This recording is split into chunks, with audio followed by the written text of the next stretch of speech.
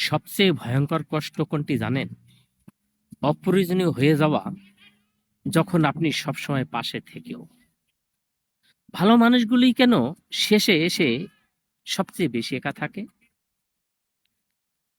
এর সমাধানও আছে। আপনাকে এখনই এই ৩টি কাজ বন্ধ করতে হবে। যেমন সবার সমস্যা নিজের কাঁধে নেওয়া, সম্মান না পেলেও চুপ থাকা, আমি ঠিক আছি বলে নিজেকে ভুল বোঝানো। মনে রাখবেন, যে নিজেকে গুরুত্ব দেয় না, পৃথিবীও তাকে গুরুত্ব দেয় না। বাস্তব উদাহরণ: একজন মানুষ ছিল সবসময় সবার পাশে থাকতো, টাকা দিয়ে, সময় দিয়ে, পরামর্শ দিয়ে। কিন্তু তার নিজের দুঃসময়ে কারো একটা ফোনও পায়নি। কারণ মানুষ তার উপস্থিতিকে ভালোবাসেনি, অভ্যাসে পরিণত করেছিল। সত্যি করে বলুন, আপনার জীবনে এমন মানুষ আপনি ছিলেন, নাকি এমন মানুষ আপনার সাথে ছিল? কমেন্ট করে জানাবেন। ধন্যবাদ।